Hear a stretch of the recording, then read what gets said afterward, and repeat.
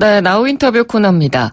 지난 4월에 있었던 이스라엘 총선에서 승리를 거두면서 5선 연임에 성공했던 이스라엘 네타냐후 총리가 연정 구성에 실패를 하고 결국 현지 시각으로 지난 9월 17일에 조기 총선을 치렀습니다. 18일 총선 개표 결과 이 네타냐후 총리의 우파 동맹과 중도 정당 청백당이 모두 의회 과반 의석을 확보하는 데는 실패한 것으로 알려졌습니다. 네타냐후 총리의 재집권에도 제동이 걸렸고요. 거기에다가 각종 부정부패 혐의로 검찰의 기소까지 앞두고 있는 상황입니다. 오늘은 성일광 한국-이스라엘-학회장 전화 연결해서 이야기 나눠봅니다. 박사님 안녕하십니까? 네, 안녕하십니까? 예, 지금 이스라엘 선거관리위원회 공식 선거 개표 결과가 나왔습니까? 아직 최종 결과는 아직 안 나왔는데요. 네. 현재까지 95% 개표율 결과는 나왔습니다. 네, 95% 정도 개표가 됐고 결과는 네. 그러면 어느 쪽으로 났습니까? 지금 결과는 야당인 청백당이 33석을 얻었고요. 네. 지금 여당 네타냐후 총리가 이끄는 당 리쿠드당은 32석을 얻었습니다. 정말 박빙이었네요. 네, 초박빙이고 그래서 리쿠드당을 중심으로 하는 우파 중심이 한 56석 정도 되겠고요. 네.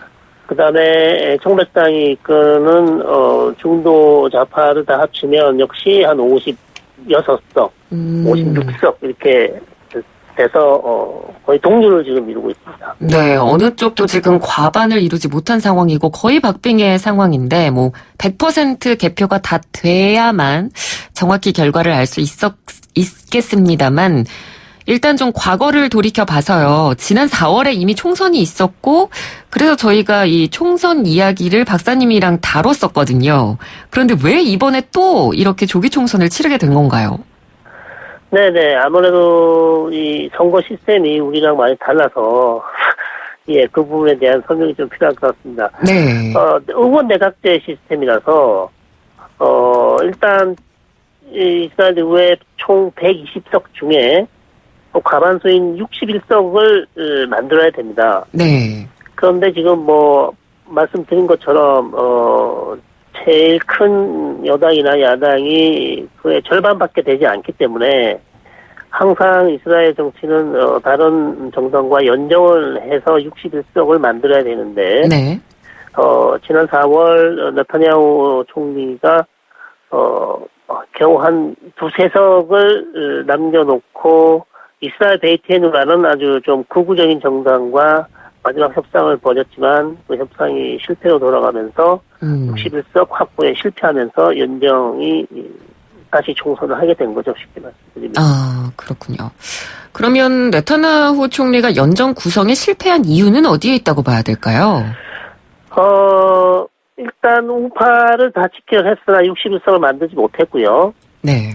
그다음에 말씀드린 그 문제 캐스팅 보드를 지고 있고 현재 이번 선거에서 캐스팅 보드를 치고 있습니다. 네. 이스라엘 베이테누라는 정당이 있었는데 이 정당이 원하는 것은 이스라엘 내 그 유대교를 믿고 있는 를 믿고 있는 사람들이 만든 어떤 종교 정당이 있는데 이 종교 정당이 이 연정에 들어오면 우리는 연정에 참여할 수 없다. 분명한 입장을 밝혔습니다. 네.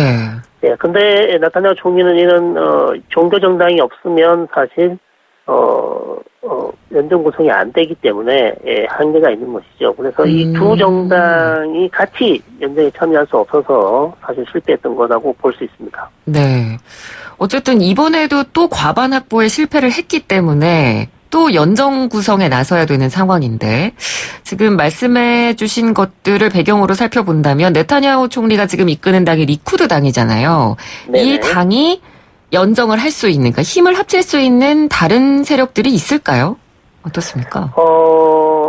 있기는 한데요. 예를 들어서 제일 야권인 청백당과 대연정을 하는 것이죠. 청백당과의 대연정? 예. 가능할까요? 61석을 넘어서긴 하는데, 네. 가능성은 낮아 보입니다만 아주 하나도 완전히 배제할 수는 없는 상황이고요. 그런 방법이 대연정이 있고, 그렇지 못하면, 지금 중도 좌파에 있는 정당들, 군소정당, 작은 정당들에게 다시, 이제 연정 제안을 해서 그 정당들이 만약에 설득되어서 우파 정당, 즉, 리쿠드당의 연정을 참여하게 되면, 네. 60석 확보 가능합니다. 이론적으로는요. 그러니까 지금 말씀해주신 군소정당 가운데 이번에 캐스팅 보트를 쥐었던 게 지난번 총선 때와 같은 아까 언급해 주셨죠. 이름이 좀 어렵습니다만. 이스라엘 베이테누. 네. 이스라엘 베이테누라는 당입니다. 예. 아비그도르 리베르만 전 국방부 장관이 이끄는 당입니다. 예, 그렇습니다. 네, 그럼 예. 이 당이 네타냐후를 좀 도와줄 가능성은 얼마나 될까요? 지금으로서는 그렇게 높지 않아 보이는데요. 네. 만약 그 대연정, 즉 청백당과 리쿠드당과 그다음에 아비그도르 리버만이 이끄는 당 세 당이 대연정을 한다면 뭐 할 수도 있다. 자기는 참여할 수도 있는데 만약 그냥 대연정이 아니고 리쿠드당의 어떤 연정에 다시 말씀드리면 아까 종교정당을 포함한 연정에 들어오라고 하면 우리는 다시 지난 4월처럼 연정에 참여할 의사가 없다고 지금 밝히고 있습니다. 네, 그렇군요. 참 상황이 지금 복잡해지고 있는 것 같습니다.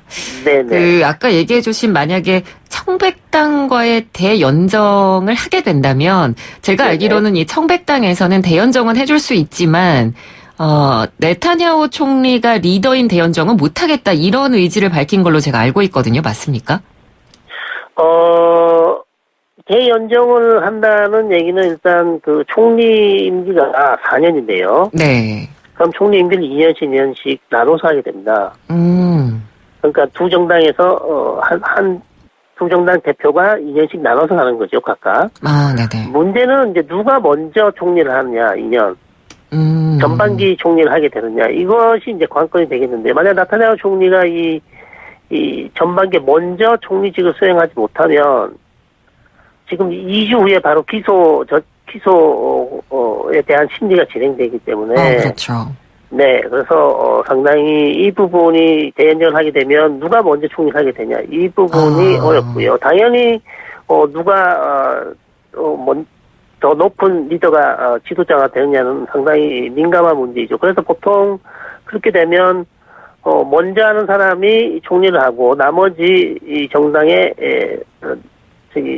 대표는 가장 중요한 장관, 즉 외무장관을 하게 됩니다. 예. 아, 그렇군요. 예. 그러면 이 네타냐후 현 총리의 경쟁자로 등장한 그 청백당의 베니 간츠 대표요. 어떤 인물인가요? 네, 이 간츠 대표는 원래 그 이스라엘 군 참모총장을 지냈죠. 2011년부터 2015년까지요. 네.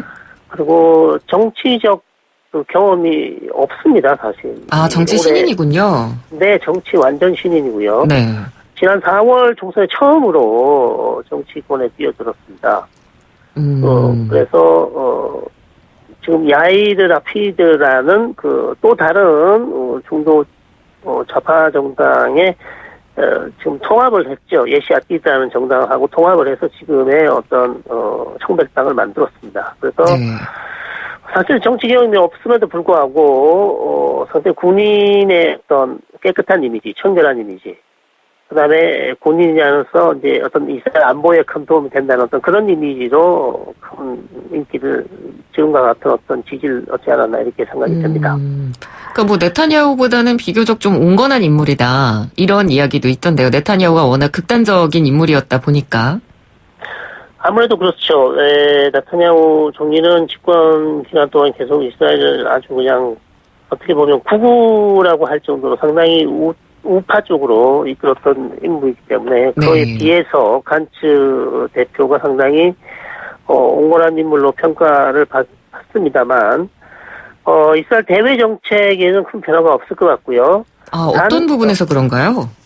예를 들어서 이스라엘이 계속해서 지금 이란과의 어떤 전쟁을 보이지 않는 전쟁, 어떻게 보면 대리전을 지금 시리아와 레바논이나 그다음에 이라크, 시리아 국경 이런 부분에 있어서 계속해서 이스라엘이 지금 공습을 하고 있습니다. 네. 왜냐하면 이란에서 계속 무기를 시리아를 통해서 레바논으로 지금 지원을 하고 있기 때문에 이런 부분에서 이스라엘 되게 민감하게 반응하고 이런 정책에는 큰 변화가 없을 거고요.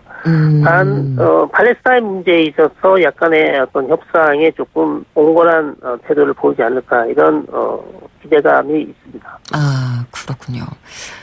아까 잠깐 이야기를 해주셨는데 네타냐후 총리가 만약에 결국 연정 구성에 실패를 해서 자리에서 물러나게 되면 검찰 기소를 지금 눈앞에 두고 있죠. 네, 그렇습니다. 이 검찰총장이 입장을 명확히 밝혔는데요. 네. 지금 선거가 끝나지 않았습니까? 2주 후에 네타냐후 총리를 소환하여서 심리를 진행할 것이고, 가지고 있는 증거와 네타냐후 총리의 입장을 들어본 다음, 기소 여부를 결정할 것으로 알려졌는데요. 기소 네. 가능성은 상당히 높아 보입니다. 아, 네. 상당히 높다. 그러면 뭐 네타냐후 총리가 지금까지 사실 굉장히 오랫동안 권력을 잡고 있었는데 정치 인생이 어떻게 보면 막을 내릴 수도 있는 상황까지 가겠네요. 네, 그렇습니다. 그래서 이번 선거에서 네타냐후 총리가 사실은 죽기 아니면 살기로 네. 총선에 임했던 이유 중에 하나가 일단 자기가 이번에 총리가 되지 못하면 총리가 되어서 어떤 면책 특권을 만들지 못하면 사실상 기소에 처해 있어서 아주 정치적 생명이 지금 위험한 상황이라고 할 수 있습니다. 예, 그렇습니다. 지금 사실 최근에 중동 정세가 굉장히 복잡합니다. 뭐 사우디아라비아 드론 공격도 최근에 있었고 그로 인해서 미국과 이란의 갈등 국면도 어떻게 보면 더 좀 심각해지는 상황이고요. 그렇기 때문에 이스라엘의 차기 총리가 앞으로 중동 정세에 어떤 영향을 미치게 될까요? 네, 누가 자기 총리가 될지는 아직 확실치 않지만 기존의 이스라엘의 어떤 입장, 중동 지역에서 이스라엘의 입장은 가장 큰 이슈는 아무래도 미국과 함께 대이란 전선에서 이스라엘이 계속해서 보이지 않는 역할을 할 것이고요. 네. 그래서 최근 들리는 얘기는 호르무즈 해협에서도 이스라엘이 비밀리에 작전을 수행하고 정보를 제공하든지 아니면 작전을 수행하고 있는 것으로 그렇게 알려지고 있습니다. 그래서 이스라엘은 기존의 어떤 대이란 전선에서 즉 레바논, 시리아, 이라크까지 아주 넓은 범위에 있어서 자신들의 어떤 안보 이익을 지키기 위해서 계속해서 군사적 활동을 계속할 것으로 그렇게 예상이 됩니다. 네, 알겠습니다. 오늘 말씀 잘 들었습니다. 고맙습니다. 네, 감사합니다. 네, 지금까지 성일광 한국-이스라엘 학회장과 이야기 나눴습니다. 1부는 여기서 마치고요. 잠시 뒤 2부 이어가도록 하겠습니다.